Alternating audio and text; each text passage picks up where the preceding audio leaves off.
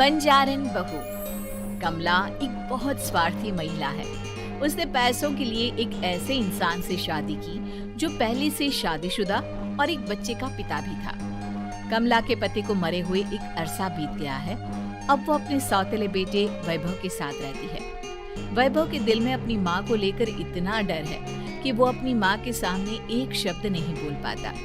उसकी माँ जो कहती है उसको सर झुकाकर वही मानना पड़ता है। वैभव, तुमने अभी तक घर का काम क्यों नहीं किया? तुमसे कितनी बार कहा है कि सूरज निकलने से पहले तुम घर की साफ सफाई पूरी कर दिया करो।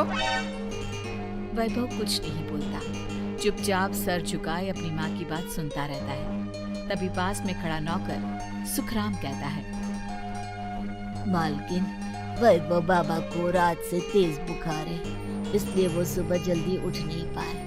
उनके बदले मैं घर की साफ सफाई कर देता हूँ। इसे कोई बुखार नहीं है। मैं इसे अच्छी तरह से जानती हूँ। ये सब काम न करने के बहाने हैं। सुखराम काका, बोल दो इसे। सारे घर का काम यही करेगा और इससे समय पर अपना काम पूरा नहीं किया तो इससे आज का खाना भी नहीं मिलेगा। मगर मालकिन, वैभव बाबा की सच में ही तबीयत खराब है, आप एक बार देख तो लीजिए। कमला बिना कुछ बोले वहाँ से चली गई और बेचारा वैभव तेज बुखार में भी काम करता रहा।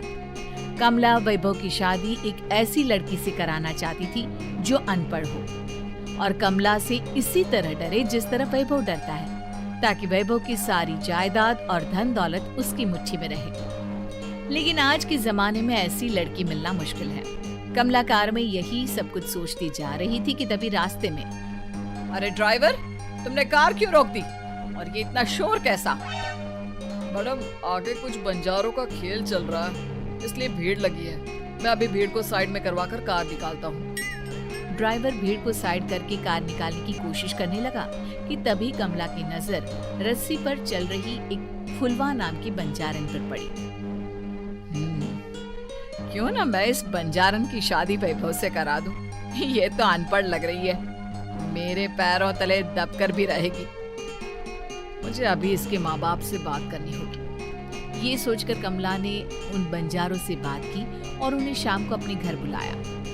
फुलवा के माता पिता वहाँ उसे लेकर आ गए। उन्होंने इतना आलीशान घर पहले कभी नहीं देखा था। अच्छा हुआ आप लोग आ गए।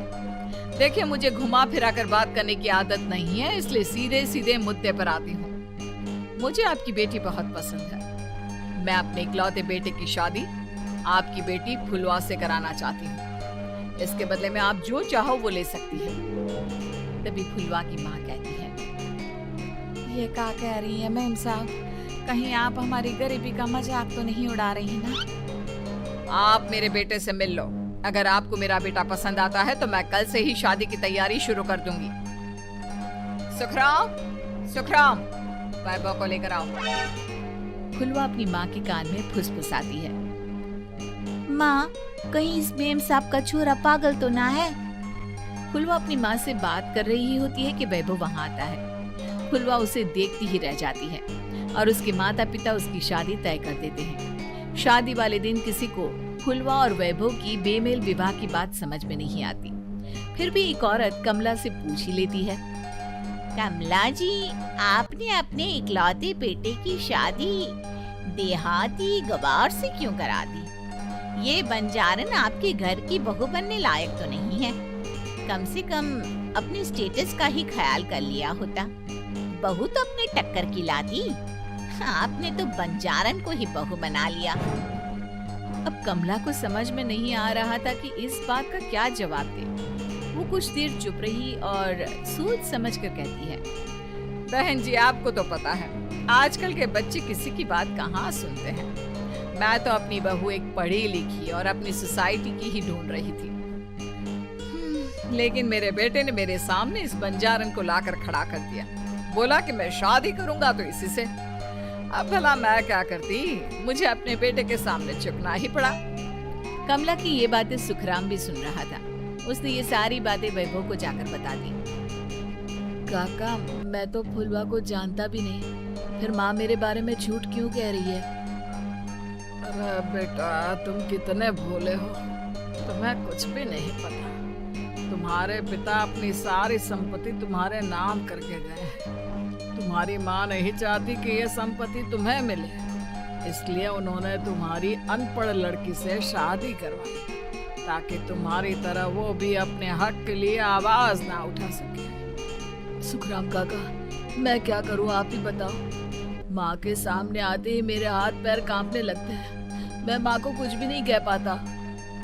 वे दोनों बात कर ही रहे थे कि अचानक कमला वहां गई। कमला को देखकर दोनों घबरा गए। तुम दोनों फिर कभी बातें कर लेना, अभी फेरों का समय हो गया है, चलो जल्दी आओ। इस तरह फुलवा और वैभव की शादी हो गई। अगले दिन कमला ने फुलवा को बुलाया और उसे नसीहत देने लगी। देख बंजारन, तुझे मैंने अपनी बहू बना तो लिया है, लेकिन तुझे इस घर में आँख कान मुंह बंद करके रहना होगा। घर का काम कर और अपने पति से मतलब रख, समझी? कमला का ऐसा रवैया फुलवा को बिल्कुल समझ में नहीं आया। उसने वैभव से इस बारे में बात की। सुनिए ना, माँ जी ने जिस तरह मुझसे बात की मुझे अच्छा नहीं लगा। शादी से पहले तो वो मुझसे बहुत अच्छे से बात कर रही थी, लेकिन शादी के बाद उन्हें क्या हो गया? तुम ज्यादा मत सोचो, जैसा माँ कहती है वैसा ही करो। ये कहकर वैभव वहाँ से चला गया। अगले दिन वैभव को घर के नौकरों की तरह काम करता देख फुलवा को बहुत हैरानी हुई। फुलवा ने इस बारे में सुखराम काका से बात की तो सुखराम काका ने फुलवा को सारी बात बता दी। अब फुलवा को समझ में आ गया कि उसकी सास ने एक बंजारन को बहू क्यों बनाया। एक दिन वैभव घर का काम कर रहा था, तभी उससे कांच की प्लेट टूट गई। किसने गिराई ये कांच की प्लेट? वैभव को वहाँ खड़ा देख कमला ने छड़ी से उसे मारना शुरू कर दिया। उसके पैर में कांच चुभ गया और खून बहने लगा, लेकिन फिर भी कमला उसे मारे जा रही थी। ये देखकर फुलवा ने कमला के हाथ से छड़ी छीन ली और तोड़कर फेंक दी। बंजारन, तेरी इतनी हिम्मत, तूने मेरे हाथ से छड़ी छीनी? कमला फुलवा को थप्पड़ मारने ही वाली थी कि फुलवा उसका हाथ पकड़ लेती है। ओ सस माँ, मैंने मॉम की गुड़िया ना समझ लियो। बंजारन हो बंजारन, ईंट का जवाब पत्थर से देना जानती हूँ। आज के बाद मेरे या वैभव जी के ऊपर हाथ उठाने की सोचियो भी ना, समझी ससु माँ? ये कहकर फुलवा वैभव को लेकर वहाँ से चली गई। उसने वैभव के पैर पर पट्टी बांधी, उसके आंसू पोंछे। वैभव ने पहली बार किसी के दिल में अपने लिए इतना प्यार महसूस किया।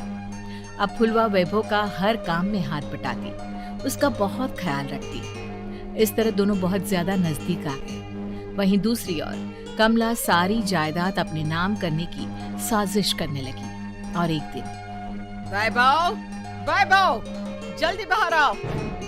कमला की आवाज सुनकर वैभव और फुलवा अपने कमरे से बाहर आ गए। जी माँ, आपने बुलाया? ये ले, इन कागजों पर साइन कर दे।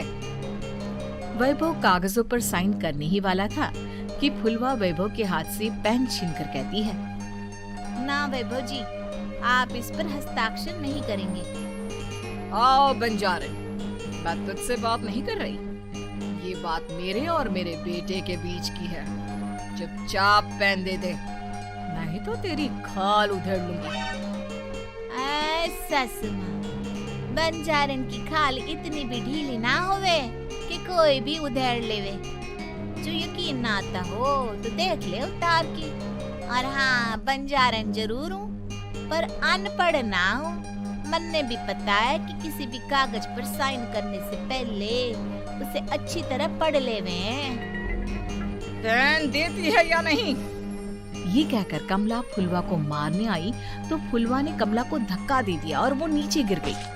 कमला डरकर वहाँ से भाग गई। अब फुलवा ने वो कागज उठाए और वैभव के साथ सीधा वकील के पास चली गई। वकील ने वो कागज देखे और फुलवा को बताया, वैभव के पिता की सारी जायदाद और संपत्ति वैभव के नाम है, लेकिन वैभव की सौतेली माँ इस संपत्ति को अपने नाम कराना चाहती है, इसलिए इन कागजों पर वो साइन करा रही थी। तो अब हमें क्या करना चाहिए वकील साहब? वकील ने फुलवा और वैभव को सब कुछ अच्छी तरह से समझा दिया। अब दोनों घर पर पुलिस को लेकर पहुंचे। कमला पुलिस को देखकर घबरा गई। पुलिस ने कहा, आपके नाम की कंप्लेंट हुई है, आपको हमारे साथ थाने चलना होगा। कंप्लेंट? कैसे कंप्लेंट? आप अपने सौतेले बेटे पर बहुत अत्याचार करती हो, धोखे से सारी जायदाद अपने नाम करा रही थी। अब नहीं इंस्पेक्टर साहब, जरूर ये मेरी बहू की कोई साजिश है, इसने गलत कंप्लेंट की है। मैडम, शिकायत आपकी बहू ने नहीं बल्कि आपके बेटे वैभव ने की है। कमला वैभव का नाम सुनकर दंग रह गई। जिस बेटे ने कभी उसके सामने सर नहीं उठाया था, आज वही बेटा उसके सामने पुलिस को लिए आया है। वैभव, तुम्हारी इतनी हिम्मत कि तुम पुलिस को ले आए? हाँ माँ, मैं लाया हूँ पुलिस को, और मेरे अंदर इतनी हिम्मत कभी ना आती अगर फुलवा मेरा साथ ना देती। आपने बंजारन बहू को लाकर अपने ही पैर पर कुल्हाड़ी मारी है माँ। मैडम, आपकी बातें खत्म हो गई हो तो चलो हमारे साथ। वैभव, मुझे माफ कर दो, मुझे थाने मत भेजो। हाँ, आज के बाद मैं तुम्हें कभी नहीं मारूंगी, तुम्हें कभी परेशान नहीं करूंगी, मुझे माफ कर दो।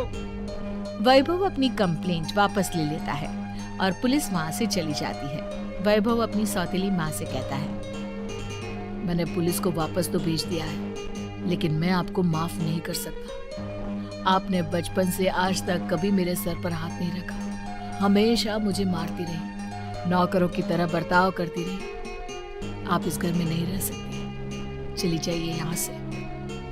कमला घर छोड़कर चली गई और सड़क किनारे खड़ी होकर सोचने लगी, काश मैंने वैभव को माँ की तरह प्यार किया होता तो आज मैं इस तरह से बेसहारा ना हो जाती।